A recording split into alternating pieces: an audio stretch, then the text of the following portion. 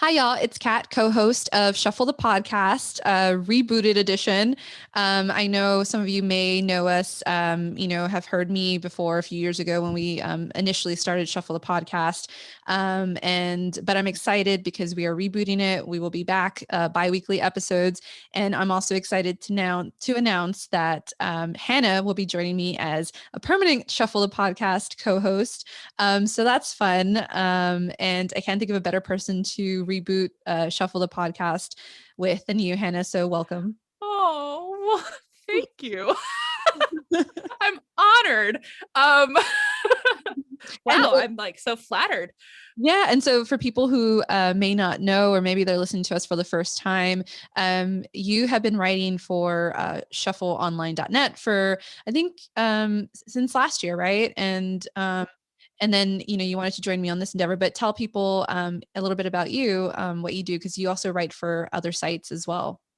Yeah, so I've probably been with Shuffle about 6 months, maybe a little over that. I feel like it was last summer, maybe that I joined the site. I don't Pandemic know. times are like weird.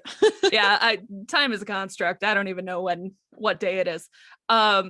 But I also freelance write for IGN, doing guides and working with their commerce team, which I'm doing kind of on a full-time basis now, which is awesome. So you'll see my work there. I've written for Collider, for Screen Rant, the Cherry Picks, Geek Bomb I used to work for. So I've kind of been all over the place. I feel like people will just like stumble across my writing on the internet and be like, "There's Hannah," and I'm like, "Yeah, I've kind of just popped up everywhere. Hi." Yeah. Well, I'm excited because I've been wanting to reboot our podcast for a while just because I love being able to talk about movies, even though, I usually write about them and I podcast on also I have another podcast outside of Shuffle, which is Latinx Lens. Which you should go subscribe to. Yes, and subscribe to this one. But Yeah. I love I think I've found because in the past I was very much involved in like writing for the site and I'm editor in chief there and all that stuff. But I think that I really love the space of talking. And now we're also adding video to it. So it's nice. You guys will be able to see us if you want with these podcasts. So that's new. Yeah. So I just feel like as a content creator and having Shuffle for the past 6 years, like it's nice to finally have this place to also extend what we do on the site. And then we eventually also want to bring in guests and things and shuffle all the things we want to talk about, which I've been wanting to add in, for a while there. And we did add in our previous podcast, like health and fitness and wellness. Yeah. Hannah's going to bring in her gaming expertise that I don't really know anything. So we'll bring guests in for that. And just music. We have good music writers and also other fellow shuffle writers and other people that are our friends on social media and other content creators. So I'm excited to kind of start and reboot, as we say. And I think it's a good time in 2021 to reboot. Yeah. I feel like that's kind of like 2021's motto, right? Like it's a perfect time to reboot, restart, redo everything. But for those watching video, I would like to take a moment to quickly explain the background that I have. Who knows, maybe each time will be a different location. It's complete mess back there. So I don't want anyone to see it. So for now, enjoy the island setting that I have temporarily called home for the podcast. Yes, and I will be in space. Yeah. Yeah. Make do with what I got. It's fine. Yeah. Since our production quality will go up as we go on. Yeah. We're seeing where it takes us right now. Yeah. So please bear with us for our quality of video, but our quality of content will be good. We promise. Yes. We promise we're funny and entertaining. At least to ourselves. So if no one's listening, we're having just a fun hangout. Yeah, right. At least like we're hanging out and having fun. So it's like hopefully other people join, I guess. I don't know. Yeah. But so I'm excited. We're gonna reboot. We're gonna be doing all fun things, all shuffle shenanigans moving forward. Like I said, every 2 weeks. So there'll be new episodes up and about different things. And so this episode, it seemed pretty fitting just given the time, given 2021, and it's been almost a year since the pandemic, or it has been a year. To like start with I remember the start of the pandemic for me was seeing the cancellation of South by Southwest, the Yeah. conference, and that's takes place in Austin where I live. And South by is one of my favorite festivals. It's not only a film festival, it's like it has interactive, which is like tech. There's a music festival. There's even now they've added gaming and comedy and just like random stuff around town that is like mostly free. Some is the badge holders. Like it's just like a lot of stuff you can get into. And So yeah, fun. yeah, and it's nice because you actually have been here to I mean you've been to a Mhm. South by. So I guess for people maybe who haven't experienced South by and don't know what it is, do you want to talk about your experience in person first before we kind of go to the virtual aspect? Because last year was like that was the first event that kind of triggered everything, other bigger events to cancel when COVID was starting. And that's like when it got serious, like, oh, South by canceled. This is like actually something that's, not just going to go away in a few weeks.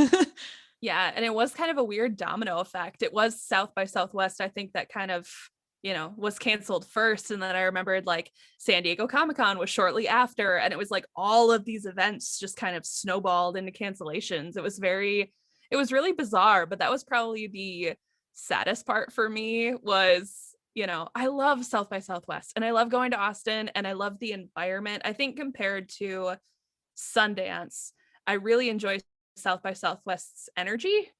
It's just a lot more lively and upbeat, and people are kind of there wanting to check out a whole bunch of different things. And it's just such a fun atmosphere to be in, and it's one of my favorite memories was from 2 years ago, I think it was, when Us premiered.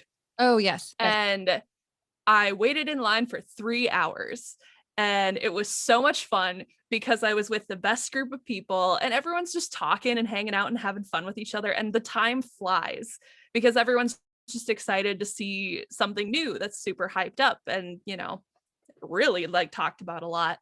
But it was just super fun, and I miss that energy and that atmosphere. And I think the virtual festival was fun, but just didn't hit that same level. It really didn't. Yeah, I mean, I've been attending, I think I've attended like 4 or 5 in person with Shuffle for Shuffle Mhm. coverage. And it's like honestly, it's like if I don't go in any other festivals during the year, which I'm lucky that Austin has a lot of cool film festivals and other, comedic like comedy film festivals and music and all that kind Yeah. of stuff. But film is my thing and like also but South by mixes a lot of different things. So I like to shuffle a lot of different things. South by is like the Yeah. ultimate shuffle thing of like you get to even if you're there for film, you can go do, see a tech thing. You can go see like the installation, just like random stuff. And then you meet so many different people, like you said, in line. And it Yeah. it makes you feel like, oh, we're present in this moment, even though that we're here for like going to watch movies, which is not very like you are kind of have to be quiet or like, you're going to tech stuff. Like it's sort of like analog and digital in the same time, which I love since I Yeah. grew up, analog and then like very much digital. Yeah. And so you get to experience all that. And then I also love like, even though it kind of sucks sometimes, but like, you sweat, you are tired, Yeah. exhausted. It's a lot. Yeah, it's like how much can I drink and then like still wake up at 8 a.m., like I don't know. That's like one of the best parts though, is like the food and the drinks. That's another aspect that I really loved. And oh my God, what was the Matthew McConaughey movie that came out like 2 years ago and had a premiere there? Oh, I don't know. Was it the one with like Steven Soderbergh or no, that was a long time ago. No, it No, was, what was it? I don't remember. oh, it's gonna bother me. Anyway, so the Alamo Draft House, which RIP since it closed. Um, right? It closed? No, it filed bankruptcy to like save itself. So, but Oh, they did close some locations, but it's gonna be fine. It's just like, like it's I don't know, and it's above my head of like when you file for bankruptcy, so you can just save your probably not have to pay some stuff or I don't know what to kind of yeah. like restructure and do that. But they did close our in Austin, like which was I think I don't know if it was the first theater, but it was the Ritz, which actually they're like South by would hold years Yeah. there. And so that one is closed during this like bankruptcy. And so that was kind of sad to see not all the theaters are making it, even something as beloved as a Draft House, which I'm sure they'll be able to like get back on their feet, but I don't know how much the loss is this last year of not having people in there. Yeah, I think that was what I was thinking of, was the Ritz that had closed, because that's where they had like themed drinks and stuff for South by. And I remember they had a key lime pie milkshake for this movie that was just loaded with liquor. And it was like 1 PM when I was there, and I was like, you know what? Yeah, let's go for it. Let's do it. Why not? And I've never regretted something more in my entire life than having that and then immediately going and waiting in line for the movie for so long. And it was like, Oh, I yeah. can't do this. And it's hot and you're just like annoyed and it's just too much. But We used to that's love kind it of at like the the same fun. time. Yeah, yeah. Yeah, right. That's kind of like the fun aspect of it all too, is you enjoy it in a very messed up way, but it's great. I mean, that's just South by in a nutshell. It's just fun. It's like good chaotic fun. Yeah, and it's so funny because like there are the things that I'll do during South by that I can't do normally. Like, how do I go? Like, because I was able to find like a parking spot, but I have to go like at 6 or 7 in the morning because normally if you wait like during the heyday, like it will be impossible. And so I would like go find my spot and then like just camp out at like the convention center. And Yeah. so I'm essentially there all day. And then of course I think I'm gonna make it to like a 10 p.m. showing like of like a film. And I'm like, what did you think you were gonna do? Like, and so, but you know, somehow I powered through and then during my normal day, I'm like, oh, work is so exhausting. I can't do anything, you know? And it's like, but when you're in that festival mode, Yeah. like it's like an adrenaline rush. And that's why I think South by is different in from a normal festival, which I do love. Like I love going to the Austin Film Festival and Mhm. the television festival we have here. But it's just like like you said, it's a different energy and there's a lot of different people. So it's not just film people. And it just really feels like the city is alive, you know, and like everyone Mhm. is at least that's there because like there's an aspect that's kind of made fun of in Austin is like there's the people who really like oh South by and they like you know they just like stay away from the city but I don't know the people who are attending are just excited and just ready for those drinks and those open bars and all the food and all the cool merch, you know, so I still have like lots of South by shirts that I get for free there, so Yeah. yeah. Oh, that's so cool. You know, I have to give a shout out to Jackie, who is Shuffle's main editor. Yes. She was a powerhouse for that virtual festival. The amount of movies she hit and reviews she wrote, I was like, oh my God, that She's is so amazing. impressive. So claps for Yeah. Jackie. And I do have to say, because she's been with me for I think like 3 of those South by in person, and it's always so fun to like meet up with her and like go have the drinks. And also Lee, who's our Yeah. music person, and she does like that part of like the concert Mhm. coverage, which is kind of hard to do over virtual stuff. Yeah. But yeah, Jackie's always like really like you know she'll do her interviews and we'll meet up and then we go and have fun and we drink. But she's always very on top of her stuff. So she's a festival powerhouse. So I hope we can all be there next year, hopefully in I person. know. That'd be And so. that was, yeah, that was one thing I was just thinking of too, is it's like it would have been so fun if we were there as a group doing coverage. And I think that was what made virtual so hard, is it's like difficult to keep that energy going when you're not in the same place and you have your schedule of things to do, which for me it was like based around work. So it would be like work a bit, watch a movie, work a bit, watch a movie, work a bit, watch a movie, like do stuff like that. But it's more fun when you take the time off and you're with people and you can have fun and go do all like the awesome activities together that they have set up. So hopefully it's in person next year and we can all hang out together actually in person.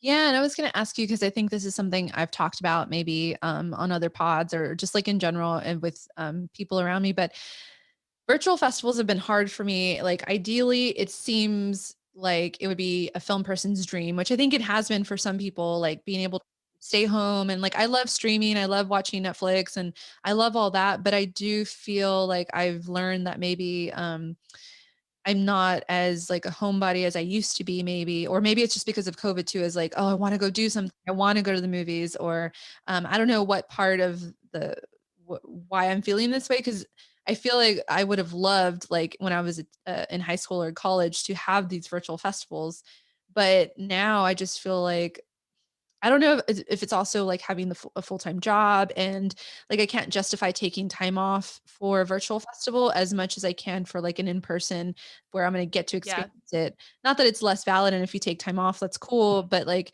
I think I don't really have a backup at work, so I have to be more strategic. And I'm like, if I'm just going to be at home, like I could just do like a work from home thing instead. But then that always like I tried doing that with Sundance and this one. Sorry, that was my dogs in the background. It's good. They made their pod debut. They made their pod debut. Sorry, go on. Yeah. And so like I'm just thinking like, why has it been so hard for me? Like I love movies. Like, does it make me less of a movie person if I can enjoy these virtual festivals as I did like the in-person ones? And so I've been feeling a lot of like shame, I guess, over not being able to really handle and like enjoy these virtual festivals as much, or like get like watch, especially when you see people on like social media and they're like film 20, and I'm like 3, you know, and I'm just like, what is wrong with me? So I Yeah. don't know if you have that feeling as well, because you're a fellow movie person. So do you feel like it's like another set of challenges? Because like I want to say that even in person, like maybe I wasn't seeing like 20 movies, but maybe it's because you would wait in line and then you were like, I did it. And then here it's like, oh, I could have just pressed play, but I have to do some work, or I'm like at home, so I got to make food. Like, I don't know, it just feels like more distracting, even though like I don't have to go anywhere.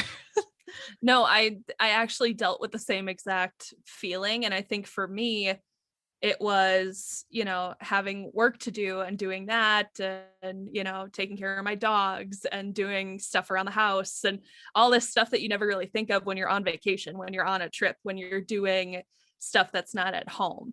And there is a massive difference with watching movies at home in comparison to watching them at a festival with a bunch of people, because I'm the kind of person that feeds off like other people's energy. So when other people are excited for something, I can kind of maintain that for myself. But waiting at home alone in bed for a 11 p.m. movie, I'm like, no, I don't feel like it. You know, my dogs keep barking anyway. They keep wanting to be part of the podcast. But yeah, exactly.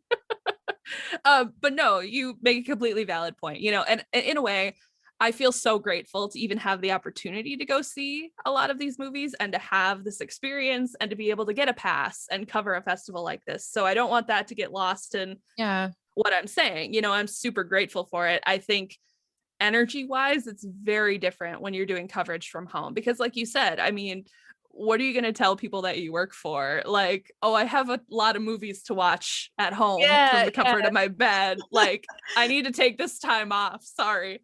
So it is harder to justify. But also, you know, a lot of the movies just aren't as exciting. And I know that's like COVID related, you know. I think during a normal year, when there's people that were able to make movies and do that, the variety is a lot different, you know, and you have more stuff to choose from that I think is sometimes a lot more exciting. Not saying there weren't any exciting titles, but it was a lot of documentaries. It was a lot of stuff from home. And it's just, you know, and I've seen a lot of people kind of address it on Twitter too, where there's almost like a COVID fatigue. Where there's a lot of movies being made about the pandemic, about being at home and, you know, that experience too. And I think people are like, we're living it right now. I don't want to, you know, take a mental vacation to a movie where I have to relive it through someone else's perspective. You know, it's just kind of hard, I think, for a lot of different reasons in that sense. But there were still like several good movies that were at this year's festival. I think it just wasn't as diverse and exciting as it usually is, if that makes sense. Yeah, and I want to say, because I got a pass and I was really excited every time we're able to cover it, and I'm always like, if I, you know, sometimes I don't know if we're gonna get approved for the pass, and I'm like, I always just hope like if one pass is approved, I want it to be South by, and if we don't get into anything else, I'll pay for the other ones or whatever, you know, like I'm like, South by is like my baby, and I was like, I have to say that like for this one, I didn't look at the schedule till very late. Like I was just kind of like, I don't know. It was like, I hadn't even seen what was out. I was like, I'll just see whatever, you know, like I'm also that type of person with festivals. It's like, I'm not very picky about it. Like, yes, if there's like headliners, I want to see that, but I'm also very open, because that's where you get to see sort of like gems that, you know, if If you're Yeah. only going for like the big things, then you're going to miss some of the smaller ones that might be good. But anyway, so I was like kind of very like, I don't know, I didn't do the prep that I usually do because it just didn't feel like Mm-hmm. same. And then I just feel like because I was working, it felt like it came and went because it was only like 5 days. And I thought Yeah. usually it's like over the weekend, like it starts on a Thursday and then it goes till like the following weekend. And this one started like on a Tuesday and then it stopped that Saturday. And I was like, I was hoping that I could do like Saturday and Sunday. And so I really Mm-hmm. disliked that they didn't take into consideration like people that couldn't take time off for a virtual festival to Mm-hmm. enjoy like to have those like 2 full days of like Yeah. Saturday and Sunday. So I do think because I think Sundance was like 10 days. Yeah. Yeah, and I know that's probably because And I think, and oh, stuff. sorry, go ahead. Oh, I was just gonna say, I think Sundance had like a bigger lineup of stuff too. And I don't know if that was a matter of um just submission wise, because I know there was a lot of drama behind South by Southwest this year too. Like they weren't paying any of their talent. Well, I don't think they ever do because Or it's mostly always really? yeah, they I don't think they do that because it's like Oh some wow. where and I think maybe it's like I don't know too much about it, so I don't want to don't quote me on this, but it's like Mm-hmm. I think the especially now it's like musicians like want to come to South by because then people get noticed and like all that kind of stuff. But I think it's always Okay. been a little bit controversial of like they don't like they sometimes artists will like book other things like especially like musicians to pay for it because it's expensive to come here and they don't get like reimbursed for that. So I think it's like exposure, you know. Yeah. I see, I didn't know that. So, and that news broke like a couple weeks before South by started. And I was like, what do you mean? What is happening? Um, so that's interesting. That's a new tidbit that I didn't know before. But I think that definitely probably played a hand in the lineup because I think when you couple that with a pandemic and rising unemployment, people probably aren't as, open to the idea of putting their stuff out for free, you know? Yeah. Um, Especially with like there's not really going to be a rollout in the like yeah. usually I think they filmmakers would probably be like okay cool because there's going to be acquisition people there to buy my film to possibly screen it at the theater like a month later because they do Yeah. that like Us came out like a few weeks later or like a week later Mm-hmm. so it's always like in tandem and this one was I don't think it was going to have that so Mm-hmm. because there's no theaters right now Yeah. so it's like, why would I show and give up? Because there's like a lot of rules with like if you debut your film, then you're kind of like can't do certain things with it like with other festivals or other distributors or all that kind of stuff that it's I don't know, it's kind of complicated. So it, it it makes sense that some people maybe would hold out even though it is South by and it's kind of like, people do regard it as like a big deal, but it just doesn't feel the same. Mm-hmm. Yeah. Yeah, I don't know. I absolutely applaud the filmmakers that were able to get movies made and did something like there was a COVID comedy that I heard was just fantastic. I never got around to watching it, but I heard it was great. It was like a road trip comedy with two girls in it and I'll have to add it to my list someday, but I heard it was great. I don't want to sound like there wasn't good talent there because there absolutely was. It just wasn't as big of a lineup and there wasn't as much to choose from, I think, as there usually is.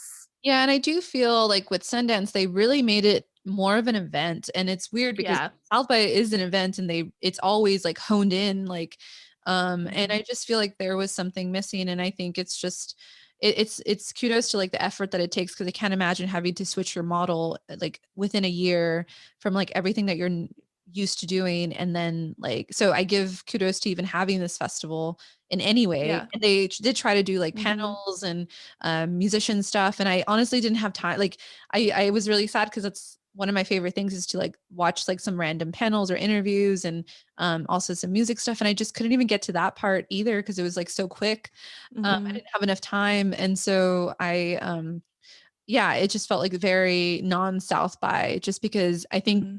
maybe the other festivals that have been happening like Sundance is only film and South by has to Mm-hmm. is like film comedy all that and I think it was really hard to do all of that virtually. Yeah. And I think that's like just the hard part of adjusting to this pandemic, right? Is trying to figure out the best ways to keep all these things that we love going, while readjusting to this new normal. And it's interesting because news broke yesterday that San Diego Comic-Con will be going on over Thanksgiving weekend, Ooh. which had a ton of people up in arms, totally for valid reasons, of just saying, why would I want to cover San Diego Comic-Con over Thanksgiving? One. And two, who knows if we'll even be ready to do like an in-person event like that come November. You know, we don't know kind of what trajectory we'll be on by then. Um, so I think it's just complicated all around to figure out how to put all these events together and how to execute them safely and in some sort of a normal, fun way. Yeah. Yeah, I agree. And it's also that thing of like, it's another, I know for like press stuff, it's always feels like you're competing against so many people. And then if Yeah. there's going to be less spots for like the in-person because of safety, who's going to get Mm-hmm. accredited and who's not. It's like another form of gatekeeping in a way, which I mean, it's nobody's fault. But it's like, it just feels like, if you're vaccinated, it's going to go into this whole thing of like, Yeah. who's going to have the access to cover those events too, is like something that I Mm-hmm. worried about for like Shuffle and stuff, is like, if they limit access, who gets cut? Is it like a smaller publication? Yeah. So that's a whole thing, but I hope we don't have to deal with that. We'll cover it Yeah. regardless of with our resources. But yeah, I guess it was nice to kind of have something of South by, so it doesn't feel like it Yeah. just is dead. And hopefully we'll be here all next year and we'll do this in person together. Um, Yeah. and but there were some movies that we want to talk about that maybe stood out to us. I didn't see a whole lot, but I know one that we did see, we both saw, was the Demi Lovato doc. Yes. Yeah. That was one of the headliners this year. Mm-hmm. That was a heavy, heavy documentary for being like less than an hour and a half long. They covered a lot. And I think that was my biggest thing, was it felt so short for how heavy and deep the content and like, discussions are, because a lot of what she was digging into, it kind of felt like, it feels like we're breezing through this really quickly. Like there should be more time kind of dedicated to this than, a couple of 20-minute episodes. So that was kind of my biggest thing with it. But overall, I mean, I really admire Demi Lovato for even talking about it. I can't imagine how difficult it is just to even be open and vulnerable about that. Yeah, I because I saw she did like another documentary, I think when she was sober, in Yeah. 2017, or something. And so this Yeah. one is Demi Lovato dancing with the devil. And I guess it's going to be like a series or something, because it would like end and then it would start again.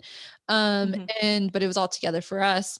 And yeah, it was like she was saying stuff that was very heavy. Like I didn't expect, because sometimes I have a thing, and I understand, like obviously I wouldn't want to air my dirty laundry, but I feel like when it's celebrity documentaries about like things like this, they do say stuff about what happened, but they don't go into like in depth with like other documentaries that like are Mm-hmm. non-celebrity people.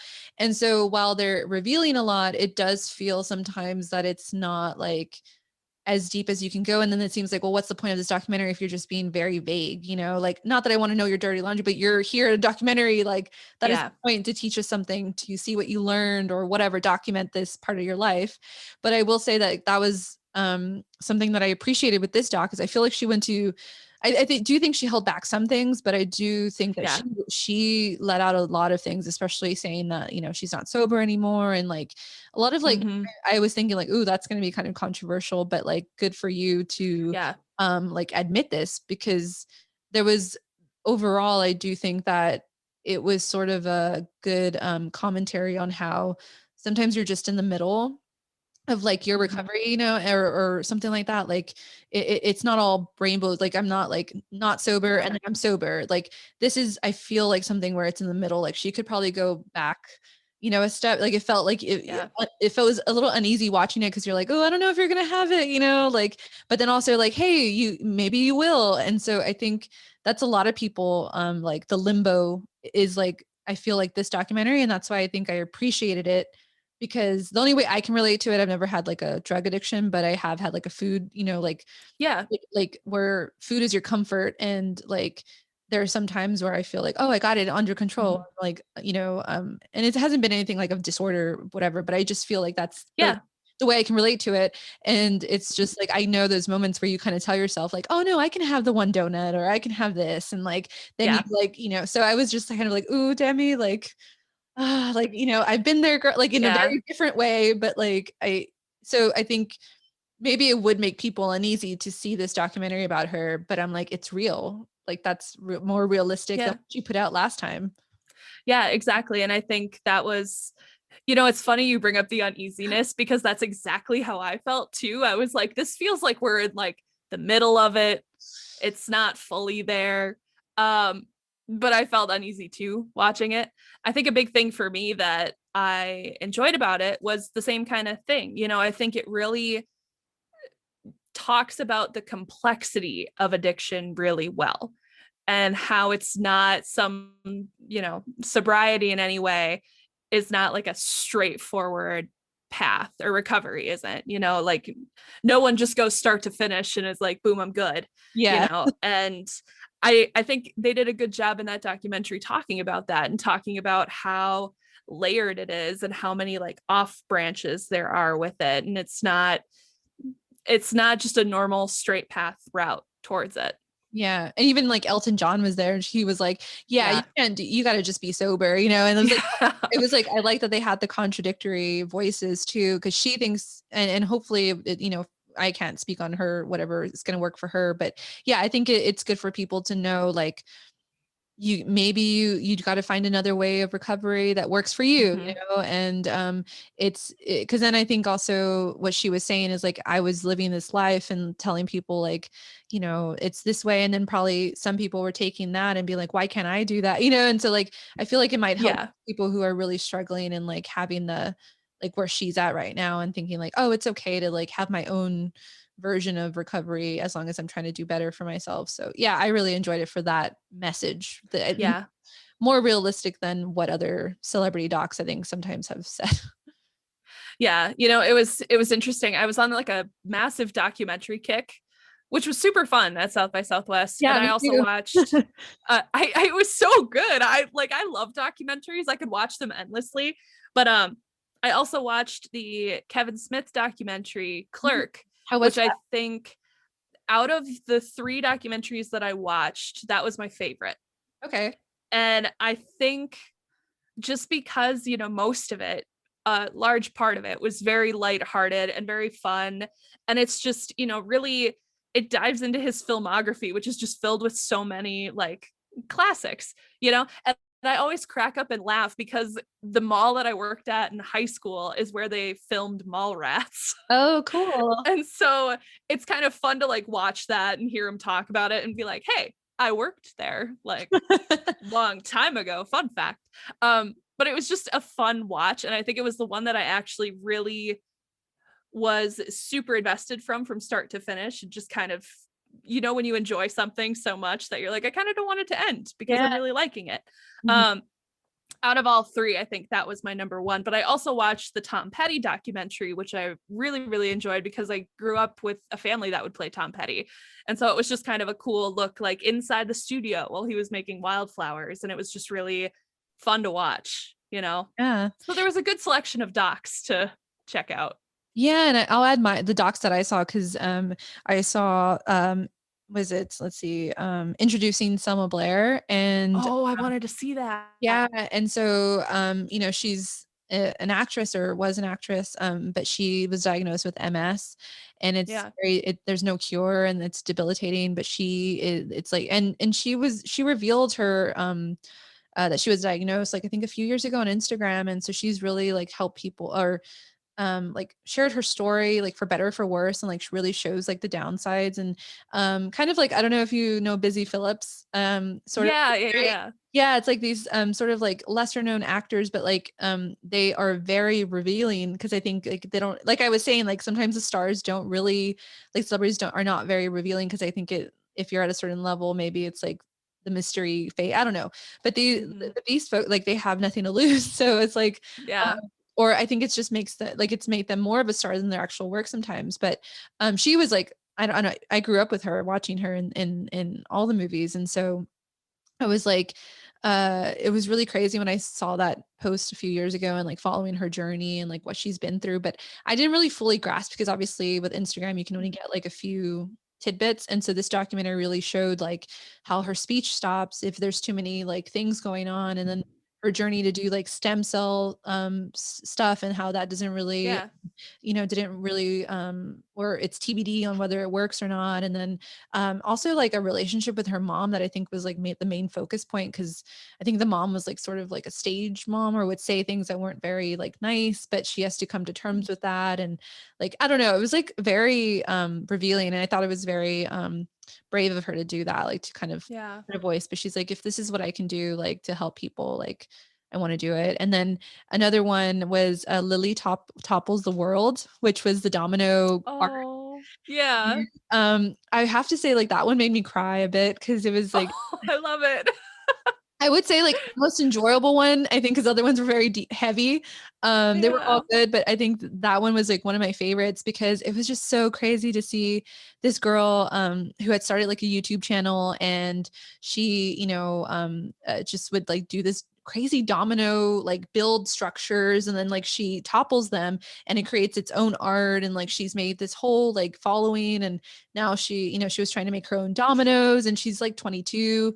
She like dropped out of college because she was just, I guess, getting a lot of corporate gigs, and like there's like other domino artists, and I don't know, it was just she also was dealing with like she was adopted, but that wasn't like the issue, but it was just like sort of like being shy, and like how dominoes Yeah. and meeting other people have like helped her. Oh, And like yeah, just like so I don't know, it's so crazy like what she's able to do, and other artists. And I thought that was like one that hopefully people will see because it was interesting. I love documentaries like that. Anything that's very happy and lighthearted, I'm like, give it to me immediately. I love it. I need it. Yeah, when they make me feel like what am I doing with my life? Yeah. I'm like, I love How it. come I haven't found the key like that? Yeah, I was just like, oh my God, I want to make my own dominoes. I almost was gonna, it was like spoiler, but she like is able to make her dominoes. And like, I was like, I kind of want to buy, like, I probably will never use them, but I want to support her and like buy a set of dominoes. I've absolutely done that before for creators when you're just like so happy for them that it's like, I'll never use your stuff, but I'm going to get it anyway. Yeah. Oh my God. I want to hear your thoughts on Violet. Oh, yes, yes. Yes, because Um, I never got a chance to watch that. So I'm super curious what you thought of Violet. Yeah, so I watched Violet. That it was one of those like random things. I think I signed up for all the movies, which was a nice thing other than Sundance. Like they let you watch all if you could, and there was like they were on Yeah. except for the headliners that like had the 4 hour window or something. So I pressed play on Violet, and didn't know what to expect. I just saw it was Olivia Munn, and I was like, I like her. Yeah. And directed by Justine Bateman. And it was different because like it's follows Violet, who works in I think she's like an executive at a production company, and so she's in charge of like I don't know, sort of like making stuff like a movie Yeah. or scripts and stuff. But then there's like the boss who's like she wants to be a producer, and but she has to go through the boss of what gets made, and like kind of like that aspect. But what it is, it's talking about the internal monologue that you tell yourself. So there's this voice, which is Justin Wow. Theroux, who will speak, like she's talking to this guy that like I don't know if they have like a love interest sort of thing. And then so she'll be saying one thing, like we're having a conversation, but it's like Justin Theroux saying like, oh, you look ugly, or you're such, like you like basically what my internal monologue would think, like, oh, I'm have chapped lips or something, or you look silly right now, or like something like that. And so it does that throughout all the movie. And then also at the same time, like it's writing script on the also like script on the thing, like I don't know if that's like her what she wished she could say, or like also stuff like I wish I was close to my family, or like when she's talking to her brother, Wow. kind of like Yeah. an asshole, like so there's like it just felt, because I've had those moments, and I'm sure we all have, where there's like what you feel, and then like what you're saying, what you feel, and then there's like another voice that like is what you actually feel like, or I think there's one that's like what you think people think about you, and then like what you actually feel at that moment, which is very sometimes can be insecure. And it actually is a thing that is self-sabotaging you, having all those voices, not necessarily like the person in front of you that maybe they are shitty or they're hindering your thing, but you're the one that kind of self-sabotages yourself sometimes by having those voices. And so that was like what I got out of that movie for the most part. Well, that sounds like it'll hit close to home on my end. Yeah, I mean, it was like, it was, and then like it would like she would get like shut down and like it would turn red, the screen. It was like just because like haven't you Oh had my those God. moments where you're Yeah. like you just like break down because you can't handle it, and like other moments where she was able to break free, it wouldn't do that. It would just go to the next one. And I was like, this is like a very interesting visual and audio way of like instead of just having a voiceover with her voice, it's like I think it was cool to have like Justin Theroux's voice being like the one that's like thinking what people feel, and then having your like handwriting of like what you feel at that moment. So it's I don't think it would be for everybody, but I personally just because I self-sabotage was like hitting too close to home. I really wanted to see it. And then it was like the more people talked about it, I'm like, yeah, that sounds right up my alley. Yeah. What was like a narrative that you really enjoyed? Mm-hmm. Well, I didn't get to any narrative Oh, movies. really? Just Oh, wait, no, I did. I got to one. I had to think about that. But I didn't like really enjoy it. So that's Mhm. something. But I watched Witch Hunt. Okay, yeah. Which, that came out weird. I watched Witch Hunt. It's a There we go. tough- Words are really hard. Yes, so I watched that movie. It had a good idea of what it wanted to do. It just wasn't executed well, Mhm. and I think I'm trying to like remember what I wrote in my review for it, but there were just parts to the story and stuff like that where it just didn't really connect all that well. But I think Elle Callahan, the director, had a really great idea in mind of what she wanted. I think the end result just wasn't quite there. It needed like a little bit extra just to kind of push it that extra mile. But it had some really solid performances, so that was fun to watch, but I didn't enjoy it as much as I was hoping to. It was on the lineup for 2020's South by Southwest Film Festival. And then, of course, when the festival was canceled, it was taken off. So I originally had it on my plan last year to Mm. go see it. And then when I saw it this year, I was like, yes, it's my chance. And that's when I had like messaged Jackie and I'm like, can I please take it? Like, I've been waiting to see this movie. I want to see it really bad. And then I watched it and I was like, no, I feel like I've waited a year and it wasn't what I wanted. I set my expectation too high. Yeah. So, that was a bit of a bummer, but I think, I think Elle Callahan's really talented, and I'm sure anything she makes in the future, I'll probably still watch because we have the same kind of taste and interest in kind of spooky stuff. So that was just something I was immediately drawn to with it. Yeah. I think I'll just mention one more that was really, I think it was actually, I mean, I didn't get to see a lot of the other one, like a lot of films. So I don't know, maybe there's others that are, I don't know, were also affecting, but I just have to say like the ones I did see, all loved at least. Yeah. But yeah, there was one called The Fallout, and at first I didn't understand what it was going to be about, but I had seen people that had seen it before me and were like, oh, this is really good, and I was like, okay, cool.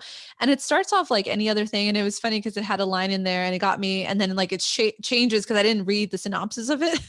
And so it was like the what's this actress? Oh, Jenna Ortega, who's like amazing in this, and I feel like wow, like I hope she gets offered more things because she was so good in it. But they were like just going to school, her and her friend, and she was like did this line about, oh man, isn't it funny like how coffee makes you shit like immediately? And I was like. I was like, I was like, as someone who like drinks a lot of coffee, I feel personally affected. But I was like, that is like, but it was just like truth, and I was like, oh, okay, cool. Like it's gonna be this kind of movie, like I love it. And because I've never heard that in a movie before, but it's so true. We love the honesty. We Yes. love it. Yeah. But then it goes like pretty quickly, like into like they're at school, and then like her sister calls her, telling her like, oh, I started my period. And then there's a school shooter, like she's in the in the bathroom with this other girl who's like an influencer. So she was just kind of joking, like the Oh my influencer was God. putting like makeup on, and she was like, you don't really need it, or whatever. And then all they heard this like bang, and then they both get in the stall, they get on the toilet, Oh my and it's God. like, yeah, it's like this, it like, I was like, oh, the fallout, I get it now. And then it's basically the whole movie is like her, and then there's this other kid who's actually from is like the Randall teenager from This Is Us. I forgot his, I don't know his, Oh, yeah. yeah. Okay. Yeah. And so I think Niles Fitch is his name, and he plays Quentin. And then also Maddie Ziegler is like the influencer. Okay. Yeah, and then Shailene Woodley makes like an appearance because the film's directed by Megan Park, who is a character on The Secret Life of the American Teenager. Oh, Yeah, okay. so Oh, it's like her wow. debut feature, and I was just like, whoa, like it was just it was very good of the way they dealt with like we sadly we've seen these school shootings happen on TV. I've never been a part of one, thankfully, and I don't know anybody who has. But I always do wonder because they showcase like we see the activist or we see what's going on, but I always wonder like what is going on with the kids who like they're okay, but obviously like there's has to be PTSD. Like you don't just go back to school, because sometimes I would see they would go back and I was like, how would you do that? And that kind of shows this Yeah. like with through Veda's character, like you see how it's just not easy to go back, and there's like a lot that's happening, and yeah, the ending is so good. I don't want to give it away because I feel like this should get Yeah. distributed and hopefully it gets picked up if it hasn't already. But yeah, I would recommend watching that one if you see it sometime. Yeah. It seems like a pretty wild blend of genres. Did she handle that blend pretty well? Because to go from like absurdist comedy to something that intense just seems so Well, it was like, polar opposite, yeah, you 'cause it know? was like her friend, who actually, and they showcase like the different sides of how people react to having survived, is like her best friend becomes the activist person that we've seen like the kids become, which is awesome. But how he Yeah. but Veda is not having that. She just, is not knowing how to deal with it, and how it affects her family, who just wants her to be okay. Like she has a good family, like her mom and dad and stuff. And like her sister's thinking that she's guilty because she's like, oh, I made you go to like I called you and blah, blah, blah. Like, so like she just like disconnects from her world. And like, I don't know, it's just very interesting to see all those things Yeah. unfold. And I don't think we've really seen it, but it was like the balance was very good. Like, so I was like, oh, I want to see more Yeah. from you, Megan Park. If this is like your first Yeah. one, and like it was heavy. Yeah. That sounds interesting. I'd really like to see it, you know. Yeah. Is there any other films you want to mention? No, I had a very short list this year. Yeah, very short. I wish I had more, but I really didn't. Yeah. Oh, we'll be back next year. But also, if you want to know more, Yeah. Jackie, also our one of our writers and copy editor at ShuffleOnline, saw a lot of movies that we didn't as well. So please, I'll link it below, and you can see all her reviews and like what you should watch as well. And And they're so then good. She yeah, writes the best reviews. yes, Yeah. yes. And she'll probably be on at some point, so Yeah. look out for her soon. But we want to also end our shuffle episodes with what we're shuffling, with something else Yeah. other than what we've talked about. So, what are you shuffling this week? I have been shuffling the Tina Turner documentary on HBO, Ooh, which I watched last night and I love it. It's heart-wrenching because her life story is really sad, but it has great, like behind the scenes footage, and she's in it and she talks about her life, and I think it's just really well done. I really like watching it, and I think um there's just so much to learn from her, and she's such a fantastic artist in general that her life's just really interesting, really sad, but really interesting to watch. But I've really enjoyed it, so that's been good. What are you shuffling? yeah, I am shuffling Having a Puppy. It's been Put 3 weeks him on now. camera. He's downstairs with his dad, so No. Yeah, because he will make an appearance eventually. I posted a really cute photo of him with the with like the mic, so you guys can see on Twitter. But yeah, it's been a whirlwind. I know you have 3 dogs, so like I've been asking you for advice, and like I probably will continue to.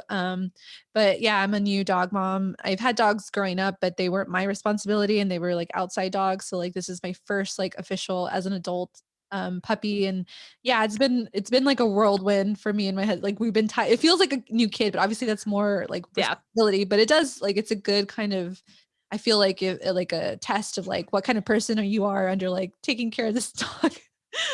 Of whether he can handle a kid or not. So but yeah, he's really awesome. His name is Rex, and he's like an Australian cattle dog mix, and he is 3 months old. He's so cute. Yeah, he is really cute. That's why I'm okay when he nibbles and bites, even though it hurts really bad. I'm like, you're so freaking cute. So, and you're snuggly sometimes. So. Oh, they're the best. I love dogs. It's like, if I could live on a farm with a bunch of dogs, I absolutely would. Yeah. Just like have my job and my little house full of dogs. That'd be a-okay. I'd be fine. Oh my God, have you seen? I'd be a crazy dog lady. Oh, have you seen? Because I don't know why all of a sudden, like now that I have the dog, I'm watching dog content. Like I watch like on Netflix, I watch like Pick of the Litter. I probably would have not watched that before. And then also I saw dogs, and so there was like that rescue that has like 1,200 dogs in Costa Rica, I think, or somewhere. Yeah, like, no, you become obsessed. I mean, and I think every dog owner just like goes through that, where they become instantly absolutely obsessed with animals, and it never goes away, ever. Yeah, like I'm not even posting, I'm watching those things because I'm like, oh yeah. People will make fun of me. Yeah. No. Yeah, so I'm just like, okay, it's just me and you, Rex, watching this. Yeah. I love it. He's just so cute. What kind of mix is he again? Australian cattle dog. Yeah. Oh my God. Yeah, mixed it. We want to do a DNA test on him, but actually, I don't know when, but yeah. Oh, you should. I thought about doing that for Bo and Nala, because Bo, when you look at him, you're like, obviously you have shepherd because you have the colors of it, but also his personality is not shepherd at all. And I'm like, I don't know what you are. I want to know what you are, but it's clearly not 100% shepherd at all. Yeah, but it's so funny because I've been wanting to do a DNA test, like or the 23andMe myself, and I'm like, it'll be so funny if I like buy like, you know, like him a DNA test before I do. Oh yeah, 2 for 1, Rex. We'll figure it out. Yeah, like it's like I was obsessed with my plants, which I still am, but I feel like they've gotten neglected in the last 3 weeks, and I'm like, oh, it's all about him and puppies and keeping him alive, and yeah, doing schedules and all this stuff. But he'll make an appearance. We'll have a dog. Bring your dog to the podcast day. Oh. There. I looked over and Nala looked at me like, don't think about it. Don't do it. And now I'm kind of like, you should come over. Oh, we gotta get them little bandanas with the Shuffle the podcast thing. Oh, that'd be so cute. They all have their little matching bandanas. Yeah. Let's just have them host. They'd be so good. Yeah, I bet they'd be like better than Rex would be better than me. Oh. But yeah, so this is our first episode. I hope you guys enjoyed it. We'll have we'll be back in a few weeks, and please rate, review, subscribe. Please follow us on Twitter and Instagram at Shuffle the Pod, and you can follow all our writings on ShuffleOnline.net. And where can they find you, Hannah, when you're not here at Shuffle the Podcast? They can find me on Twitter and Instagram at Hannah_Hoolihan. Yay. I'll put it on the screen when I edit so you guys can see it. Yeah, and then you can follow me on Twitter and Instagram at Things Cat Loves. And yay. All right, well, till next time. Yay. Bye.